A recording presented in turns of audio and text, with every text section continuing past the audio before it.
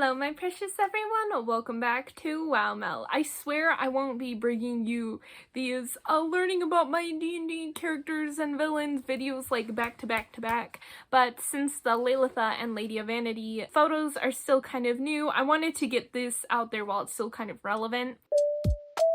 I am bringing you the villain origins of Miss Leilitha Merfyre / the Lady of Vanity from my D&D campaign. Just as a warning, her backstory is kind of tragic and it can be pretty triggering. There is lots of body issues, societal pressures, but the most triggering part is suicide, and there's also like mentions of demons and corruptions. It gets really spicy, it gets really wild. But if any of that would be upsetting for you, feel free not to watch it, or if you need to click off at any time, no worries, because yeah, her backstory, it do be a lot. But I thought I would share this for anyone who is curious about the photos that I posted on my Instagram, and just because I really connect with her story. I have for a long time struggled, like a lot of people, with self-image. There was a time when I fell into patterns of disordered eating, and I had clothes that I like banned myself from wearing because I thought I looked ugly in them. Like it was a whole mess. I do still have issues with it now, but I'm doing so much better than I was like back in high school was kind of when the worst of it was. But because there's a lot of themes of beauty and vanity with Leilitha, she's a villain that I personally really connect with. So it was very interesting and kind of healing to explore her story.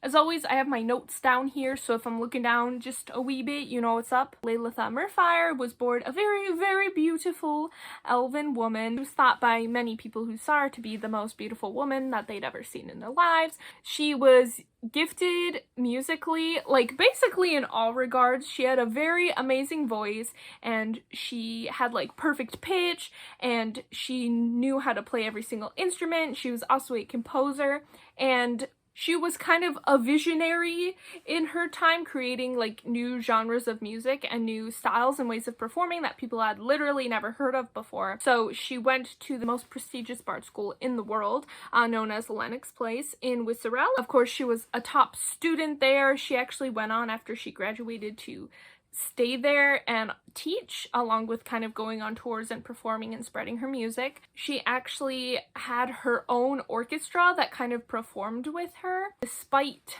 her beauty and her talent, you know, all these things that would create a classic like diva type of character, she was known to be very nice and very humble and very sweet. So everyone loved her. It was like very classic anime girl, very nice, cute, pretty, you know, all the good qualities. But as she kept performing, she became really famous. I mentioned this in one of the captions of one of my Instagram posts, but it's basically like mentioning Beethoven or Mozart. Like, you know, they changed the industry, people cover their songs all the time. Like, even if you're not a musician, you know them, but if you're a musician, you definitely know them.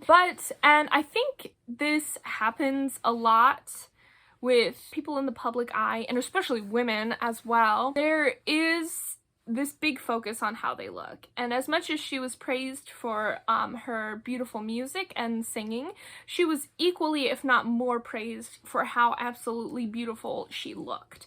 So she always felt this deep pressure to look beautiful. There was this big association with her beauty and her success and her being loved. So she over time became worried that if she was not beautiful, she wouldn't be loved anymore. She also developed this fear of aging. Her story is kind of a commentary on society in general. As people grow older, especially women again, of course this is subjective, but just the general societal view is that their beauty fades, you know, they get wrinkly, or their posture kind of lessens and skin starts to sag and hair turns gray and all these things. And so she became worried that as she got older, she would be less beautiful. She would lose her singing capabilities, her playing capabilities, if she lost strength in her hands.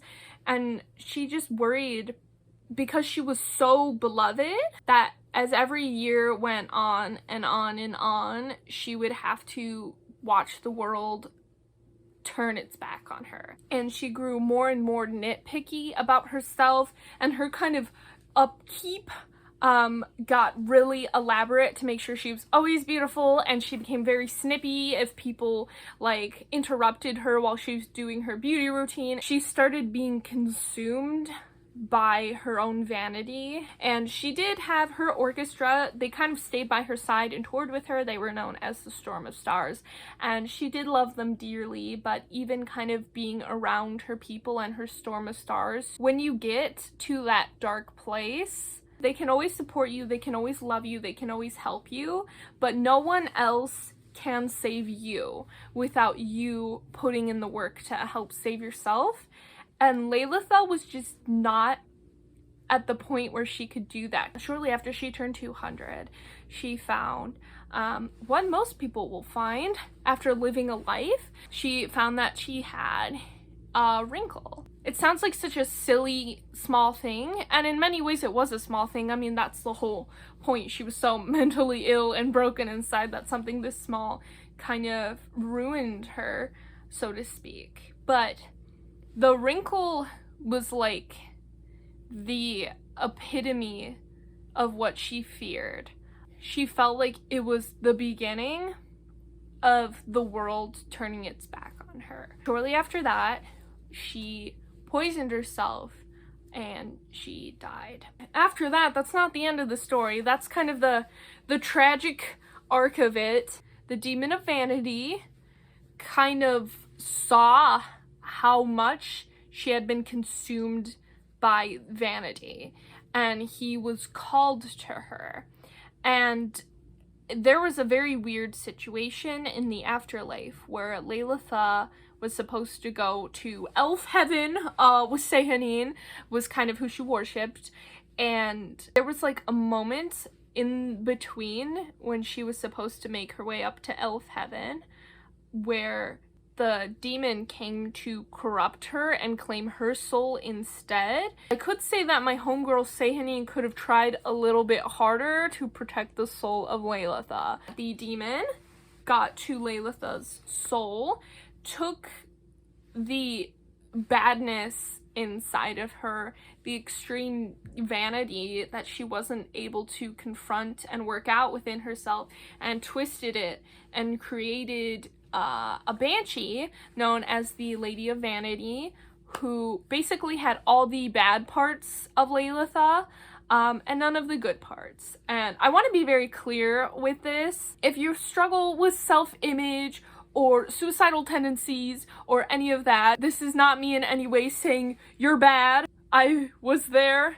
I still am there sometimes. This was just kind of a way for me to have a villain and have those bad aspects in the danger of all that, while having the villain be someone who is a person underneath it and can really be redeemed and stuff. So it's kind of more looking into that story and not just like, hey, if you have self-image issues, you're vain and you're a bad person. I just want to be clear, that's not the takeaway at all. The Lady of Vanity's goal was to steal the body of the most beautiful woman in the world and come back to life. This is kind of where my D&D party comes into it. Princess Charloatté was thought of as one of the most beautiful women in the world. She has pretty pink hair, she's a princess, she's super nice, everyone in her kingdom loved her. You can kind of see the parallels already, how she was very similar to Leilitha. Bianca kind of gave me as her like backstory. Someone was sending her threatening notes and she didn't know who it was because everyone loved Charloatté.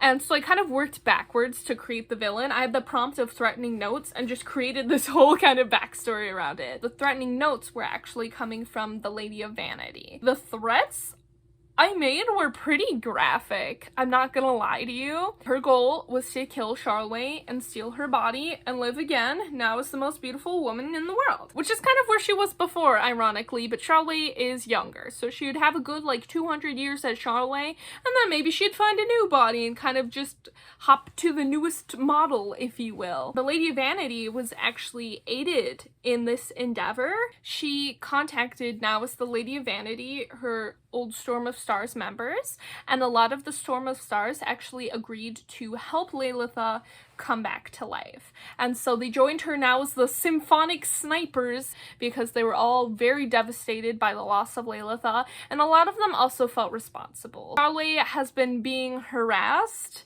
by bards and threatening notes for a good portion of the campaign. The Lady of Vanity originally targeted Charloatté's mother. The Lady of Vanity gets some of her powers from people's vanity. Charloatté's mother is the Queen of Wellrose. She is also very, very beautiful, has like magenta hair and a nice body, and she's rich. Any vain thing that she said or did, the Lady of Vanity would gain power from that. And eventually she would channel that vanity into a mirror, and all that had to happen was her target had to look into the enchanted mirror, and after they look into that mirror, then any moment after that, any mirror they will look into, or even any reflective surface, will show the Lady of Vanity. What the Lady of Vanity would do is just write horrible, scary, graphic threats. After looking into the mirror, the Lady of Vanity would also be able to contact you in your dreams. The Lady of Vanity's goal was to kind of break them down so that they could make a deal, and she'd be like, hey, I'll take your body, and I'll just put you in a different person's body. They either have to be dead or you can make a deal with her and she can steal your body. They eventually made a deal where the Lady of Vanity would have Vanya's reflection, and then she would leave Vanya alone. But the reason the Lady of Vanity was actually okay with that deal was because Vanya's not old by any means. She's like 300 in elven years, but she's like, Vanya's getting kind of up there for me, so I should go for, again, the newer model, which is her daughter. She couldn't do it right away though, because she needed more vanity to feed off of to create a mirror to harass Charloatté. At the beginning of the campaign, Bianca can agree to this, I'm not like trashing her, Charloatté was a pretty vain character. The Lady of Vanity was able to feed off of Charlotté's vanity and create another enchanted mirror. This happened in the campaign. There was a huge ball, and one of the members of the Symphonic Snipers traded out Charlotté's like dinner plate with the enchanted mirror. So when it got lifted to be like, Charloatté, here's your birthday dinner, Charloatté saw the enchanted mirror, and from that moment on, anytime Charloatté looked in a reflective surface, she would see the Lady of Vanity, and the Lady of Vanity could also contact her in her dreams. It was actually made more horrifying because the Lady of Vanity agreed to take Charlotté's mom's reflection, but with the Demon of Vanity's corruptive influence, the reflection she would see was her mother, but like a horrible, decaying form that was like writing out all sorts of threats on mirrors. The Lady of Vanity is like probably the most traumatic, terrifying villain in the campaign. The stuff that she did was just messed up. Charloatté encountered the Lady of Vanity a few times. All the Symphonic Snipers had a magical mirror from the Lady of Vanity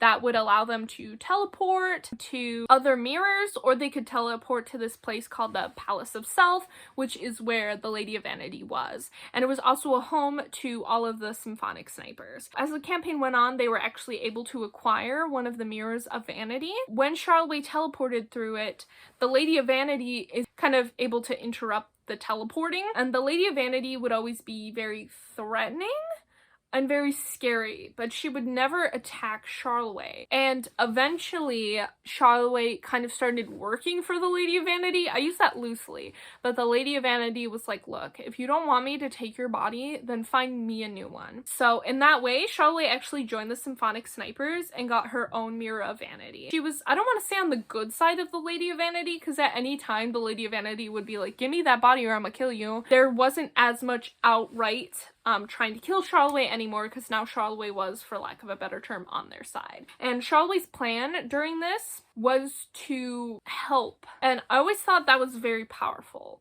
because when I first created this villain, she was meant to be a villain that you would just destroy and it would be done. But I saw the way that Charloatté and Bianca herself, she really seemed to want to redeem the Lady of Vanity somehow. So she was like, if I just buy more time and keep telling the Lady of Vanity she's beautiful and like showing her mirror all these places so she can see that Leilitha's impact is still big in the world and people still love her even though she's no longer here. She was hoping maybe she would be able to get Leilitha back out of the Lady of Vanity. It really touched me that Charloatté wanted to help her. I leaned into that, and I didn't want to make it easy because this was her like personal arc. They started talking to some more symphonic snipers, and they learned that while the Lady of Vanity was absolutely horrible to Charloatté, don't get me wrong, she was really kind to her symphonic snipers. She created a home for them all in the Palace of Self. She gifted them all instruments. She wrote them all songs. She would comfort them when they were sad and heal them when they were sick, and they always felt that she was by their side. And Charloatté kind of realized that even though the Banshee kind of Demon of Vanity, Lady of Vanity part had taken over, that there were parts of Leilitha inside, the good parts of her that were still fighting to heal and protect her Storm of Stars and to protect Charloatté. And so they try to figure out a way to split the demon from Leilitha. I don't want to get into the huge nitty-gritty of it because boy, this video is probably already going to be long. They eventually received a sword from an angel, and if it did the killing blow, it would split two souls. They eventually traveled to the Palace of Self to fight the Lady of Vanity. While they were at the Palace of Self, they were mostly just able to talk to more members of the Storm of Stars and just see how tired that they all were, because the Storm of Stars didn't really want to attack Charloatté either. They just really wanted Leilitha back, and they were really scared of losing the Lady of Vanity because the Lady of Vanity was their last tie to Leilitha since she joined the Symphonic Snipers. Charloatté had her own bedroom in the palace that was set up for her, and she had her own instrument that was a gift, and she had her own song that Leilitha wrote for her. She saw how Leilitha was still inside, like trying to help and trying to be good. They did their final battle. They were successfully able to split Leilitha and the demon. So the Lady of Vanity was no more, and the demon's kind of influence went back to the abyss. Leilitha kind of had a moment to talk to Charloatté and thank her for her help and apologize, obviously, for all that had happened, but also she apologized for destroying music for her because every time Charloatté heard music, she had a very traumatic kind of response. She felt her purpose in the world was spreading the joy of music, and she had started to destroy that which she spent her life kind of creating. They were able to talk for a while, and Leilitha was kind of expressing her regret because if she was around, she would have been like the age of Charlotté's parents, and she would have been able to teach Charloatté music, and it was just a very sad, beautiful moment. Just as much as it was an arc for Bianca and Charloatté, I really think Leilitha's arc was like a very healing arc for me. Me and Bianca were like crying while we were doing the scene. Now that the demon's influence was gone, she was able to go up to Sehanine, and Charloatté also worshipped Sehanine, which was an interesting part of this, and actually Sehanine was able to thank Charloatté for fixing her mistake. Charloatté kept the lyre that she was gifted from Leilitha, and she's learning to play it. The Symphonic Snipers, they broke up as a group. I mean, many of them are still performing. They were working for a Banshee and kind of willing to kill people,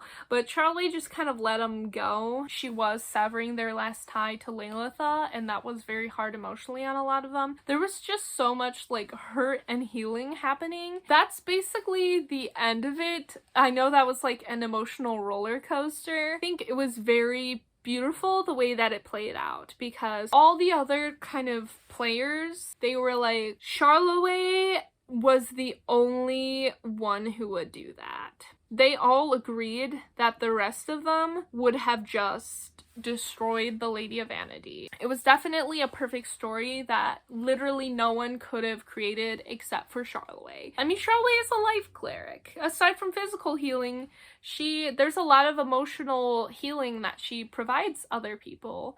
Leilitha could so clearly see herself in Charloatté, but I think Charloatté also saw herself in Leilitha. And I also think that's partially why they were so forgiving to each other, because they weren't just forgiving the other person, they were also forgiving themselves. That's probably the story of my most tragic, kind of my most grotesque and horrifying D&D villain, but this one also probably has the sweetest and most wholesome ending. I'm presuming a lot of you are here after seeing my photos of them on Instagram, but if it's the other way around, you're just watching this video and you want to see some cool photos of Leilitha, the Lady of Vanity, and Charloatté, you can go to my cosplay Instagram, which is at wow__Mel. It might not mean a lot to anyone else, but it means a lot to me, and I think it at least means a lot to Bianca too. If you are interested in content like this, be sure to like and subscribe. I am doing a Meet My D&D character kind of series where I talk about my D&D PCs, but I might do also D&D villain stories, kind of about the origins and what wound up happening with certain villains in my D&D campaign. Not to toot my own horn, but I think I put a lot of effort into my D&D villains. There's also a huge psionic kraken who led a mafia group. That's one of the other villains, if people would want stories about him. My first arc villain was a elf and human couple who wanted to live together forever because their lifespans were so different that they wound up like summoning a demon and killing half the people in the capital. I just got some wild stories. Thank you for coming. I hope you have a wonderful evening and week and life. Bye! I forgot my normal outro.